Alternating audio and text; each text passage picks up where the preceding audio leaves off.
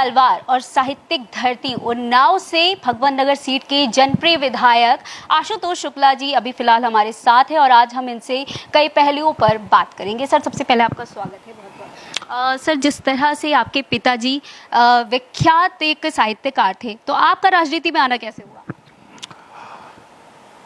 हर पिता की इच्छा होती है कि हमारा बेटा किसी क्षेत्र में आगे बढ़े, तो हमारे पिताजी साहित्यकार थे। मैं राजनीति में आया तो उन्होंने हमारा सहयोग किया राजनीति में, और उन्होंने कभी हमारा मनोबल नहीं घटाया, हमारा मनोबल ऊंचा करते थे। और वो साहित्यकार थे, 16 ग्रंथ लिखे। श्रद्धेय अटल बिहारी वाजपेयी जी ने उनको सम्मानित किया था। उत्तर प्रदेश हिंदी संस्थान के द्वारा भी उन्हें 3 बार पुरस्कृत किया गया। 6 विधानसभाओं में से सर्वाधिक विधायक निधि जो है आपकी तरफ से खर्च की गई, इसके पीछे क्या उद्देश्य था?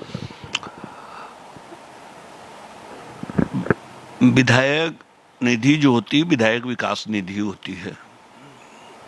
हमको क्षेत्र की जनता ने चुना, यहाँ तक पहुँचाया, इसलिए हमने, हमारी विधानसभा बंथर से चालू होती है, आटा बंथर से। तो जैसे बंथर में घुसते हैं, सबसे पहले वहाँ गौशाला का निर्माण कराया, गौशाला तक इंटरलॉकिंग लगवाया। उसके बाद बंथर में बारातशाला का निर्माण कराया, आटा गांव में एक बारातशाला का निर्माण कराया। और हमारे क्षेत्र के अमर शहीद पंडित चंद्रशेखर आजाद, जिन्होंने देश के बलिदान के लिए अपने प्राणों का आहुति दे दी, ऐसे महान क्रांतिकारी की जन्मस्थली बदरका में उनके स्मारक का निर्माण कराया। वहाँ पर पूरा सौंदर्यीकरण काम कराया, सेल्फी पॉइंट बनवाया विधायक निश्चय, और पुस्तकालय का निर्माण कराया। शहीद आजम चंद्रशेखर आजाद के गांव तक पहुंचने के लिए उस समय के आदरणीय मंत्री माननीय जितेंद्र प्रसाद जी के द्वारा 5,43,00,000 रुपया स्वीकृत करके मार्ग का निर्माण कराया। हमारे क्षेत्र की, पूरे भगवान नगर वैश्वारा की कुल देवी माँ चंडिका देवी के धाम में कॉरिडोर का निर्माण कराया, सेल्फी पॉइंट का निर्माण कराया। और पूरे क्षेत्र में गरीब कन्याओं के विवाह के लिए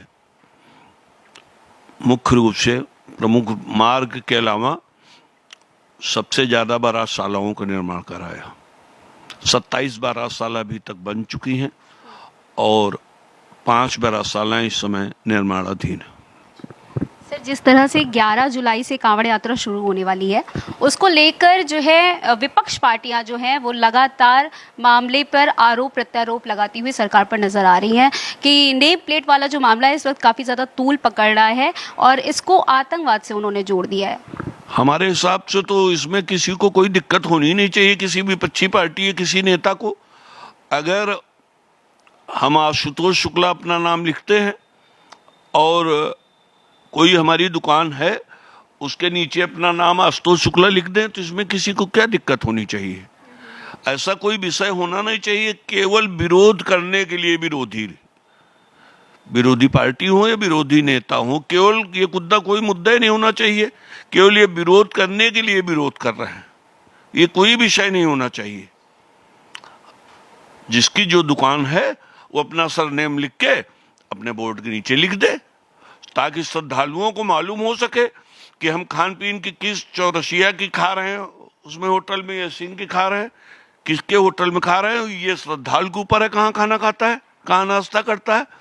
सर, विपक्ष पार्टियों का कहना है कि इस पर तो सुप्रीम कोर्ट ने रोक लगा दी थी कई हद तक, तो फिर इस पर ये बार बार इसको क्यों उठाते हैं?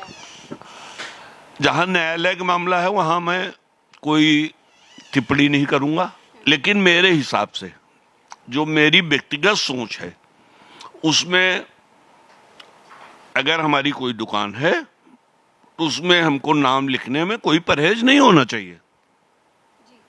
कांग्रेस पार्टी के प्रदेश अध्यक्ष अजय राय हैं, वो लगातार सरकार पर धावा बोल रहे हैं। उनका कहना है कि जिस तरह से अयोध्या को उजाड़ा इन्होंने, उसी तरह से इन्होंने काशी विश्वनाथ में कॉरिडोर बनवाया और उसको भी उजाड़ दिया। अब वही सेम जो है वो इसी तरह से करने जा रहे हैं वृंदावन में जो प्रस्तावित है अभी कॉरिडोर, उसको लेकर क्या किस तरह से देखेंगे आप? पूरे राष्ट्र को मालूम है कि अयोध्या को बनाया गया कि बिगाड़ा गया। सैकड़ों साल से जो हम लोग हिंदू धर्म के लोग लड़ाई लड़ रहे थे, अयोध्या में मर्यादा पुरुषोत्तम भगवान श्री राम का मंदिर बनके तैयार हुआ। भगवान भोलेनाथ के मंदिर में जहां श्रद्धालुओं का आने जाने में दिक्कत होती थी, कॉरिडोर बनके तैयार हुआ। और जिस दिन मथुरा वृंदावन में कॉरिडोर बनके तैयार हो जाएगा, उस दिन श्रद्धालु जो भीड़ होती, भगदड़ होती, सारी समस्याओं से निजात मिल जाएगी। ये भारतीय जनता पार्टी के जो कभी कोई सरकार नहीं कर पाई आज़ादी से आज तक, वो उत्तर प्रदेश के यशस्वी मुख्यमंत्री योगी आदित्यनाथ जी के द्वारा अगर कॉरिडोर का निर्माण कराया जाता तो हम सब स्वागत करते हैं। इटावा में जिस तरह से अभी पीड़ित दलित जो युवक था उसके ऊपर ब्राह्मणों ने जिस तरह से अभद्रता की, उसको किस तरह से देखते हैं? हमारी सोच है कि प्रजातंत्र हो चाहे धार्मिक कार्यक्रम हो, किसी जात को हो, किसी बिरादरी को, अगर योग्य व्यक्ति है तो उसको कथा पढ़ने में कोई परहेज नहीं। और अगर कोई किसी वर्ग के द्वारा, मैं ये बात नहीं कह रहा हूं कि ब्राह्मण समाज के द्वारा, किसी वर्ग के ऊपर किसी वर्ग को अगर कोई असंवैधानिक कार्रवाई की जाती है तो वो गलत है। वो निष्पक्ष रूप से न्यायालय उसको देखेगा। आने वाली 2027 के विधानसभा चुनाव के लेकर आपको क्या तैयारियां की है? अभी 2025 चल रहा है। अभी हम लोग तैयारी नहीं करते। हमारी पार्टी पूरे 5 साल चुनाव लड़ती है। हमारी पार्टी पूरे 5 साल चुनाव लड़ती है। हम लोग जनता के बीच में ही रहते हैं। ऐसा नहीं कि जब चुनाव आ जाए तब हम लोग चुनाव की तैयारी करें। हम लोग जनता के बीच में रहते हैं, जनता के दिल में रहते हैं। और आने वाले 2027 में आदरणीय यशस्वी मुख्यमंत्री योगी जी के नेतृत्व में तीसरी बार उत्तर प्रदेश में भारतीय जनता पार्टी के पूर्ण बहुमत सरकार बनेगी। क्या लग रहा है 500 साल से जो मुद्दा उठा था प्रभु श्री राम का, राम मंदिर बन जाए अयोध्या में, बन गया, वहां से अयोध्या वासियों ने हरा दिया। क्या लग रहा है इस बार क्या अयोध्या जीतेगी? अयोध्या जो विधानसभा है वो भारतीय जनता पार्टी नहीं हारी, पूरे लोकसभा मिला के हार गई। इन लोगों ने पीडीए का झूठा मुद्दा कि भारतीय जनता पार्टी संविधान में परिवर्तन करने जा रही, संविधान में परिवर्तन कर रही, जनता को बरगला के सीट जीत ली।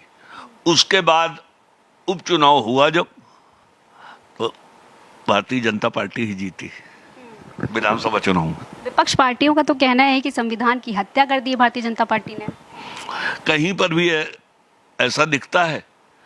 कहां पे संविधान की तो हत्या ये करते थे विपक्षी पार्टी। इन्होंने तो इमरजेंसी लागू कर दी।